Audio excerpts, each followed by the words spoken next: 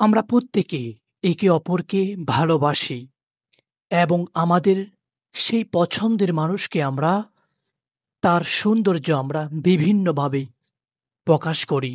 যেমন অনেকে আমাদের পছন্দের মানুষকে আমরা তুলনা করি, তোমার চোখ দেখতে মনে হয় আকাশের চাঁদের মতো, তোমার ঠোঁট দেখতে মনে হয় কোরালের চেয়েও বেশি লাল, তুমি যখন হেঁটে যাও তখন তোমাকে দেখে মনে হয় একটা পরী আমার সামনে হেঁটে যাচ্ছে।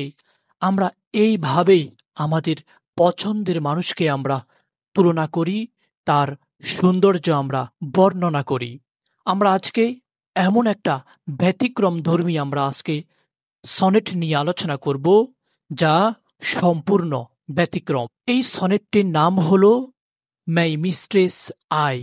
এটি শেক্সপিয়ারের 150 সনেটের মধ্যে এটি হচ্ছে 130।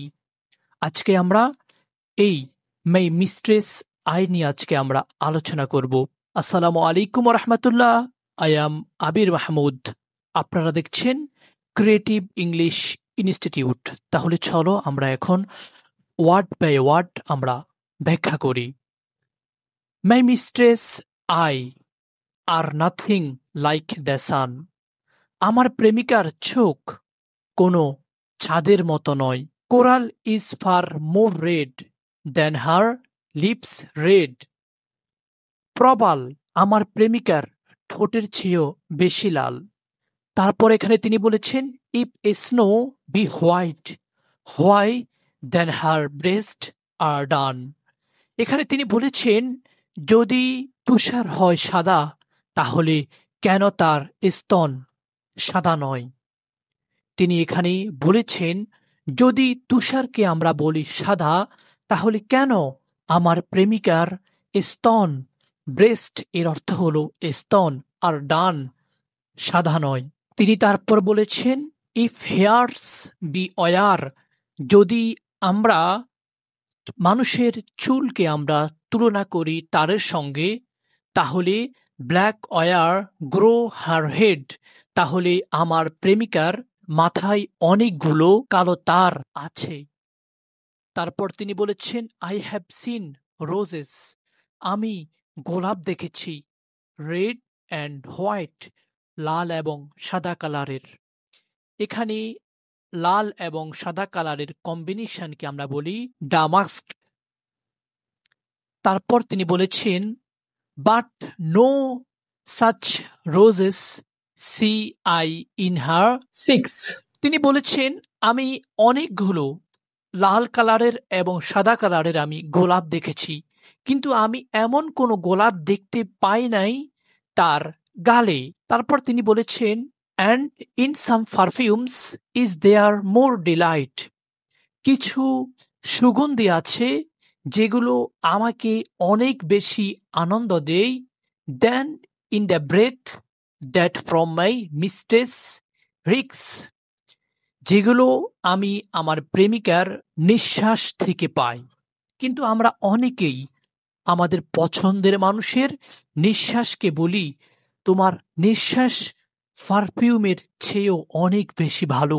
কিন্তু আমরা এখানে দেখতে পাচ্ছি কবি তার প্রেমিকার নিঃশ্বাসকে এখানে বলেছেন, তোমার নিঃশ্বাসের চেয়েও পারফিউমের যেই ঘ্রাণ তথা সুগন্ধির যে ঘ্রাণ আছে সেটা অনেক ভালো। I love to hear her speak, আমি তার কথা শুনতে ভালোবাসি।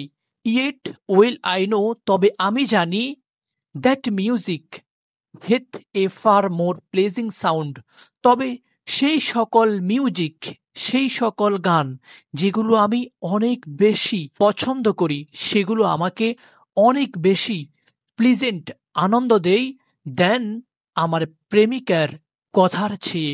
তারপর তিনি বলেছেন, আই গ্র্যান্ট, আমি বিশ্বাস করি, I never saw a goddess go, আমি কোনো পরীকে আমার সামনে দিয়ে যেতে দেখিনি। মাই মিস্ট্রেস, আমার প্রেমিকা, when she walks treads on the ground, যখন সে আমার সামনে দিয়ে হাঁটে, আমার কোনোভাবে মনে হয় না আমার সামনে দিয়ে একটি পরী হেঁটে যাচ্ছে। কিন্তু আমরা বলি, তোমাকে হাঁটতে দেখে আমার মনে হয় যেন একটা পরী আমার সামনে দিয়ে হেঁটে যাচ্ছে। তারপর তিনি বলেছেন, অ্যান্ড ইয়েট, কিন্তু তবুও, বাই হেভেন, ঈশ্বরের কসম, I think my love as rare, আমি মনে করি আমার ভালোবাসা রেয়ার তথা বিরল। কাদের চেয়ে? অ্যাস এনি, তাদের চেয়ে। শি ব্লাইড উইথ ফলস কম্পেয়ার, যারা তাদের প্রেমিকাকে মিথ্যা তুলনা করে তাদেরকে খুশি করার জন্য। তাহলে আমরা দেখলাম কিভাবে শেক্সপিয়ার তার প্রেমিকাকে এখানে রূপের বর্ণনা দিচ্ছে। আমরা সাধারণত যেইভাবে আমাদের প্রেমিকা বা আমাদের পছন্দের মানুষের সৌন্দর্যের আমরা বর্ণনা করি তা থেকে সম্পূর্ণ ব্যতিক্রম। Thanks for watching. আশা করি তোমরা মাই মিস্ট্রেস আই এই সনেটটি খুব সুন্দরভাবে বুঝতে পেরেছ।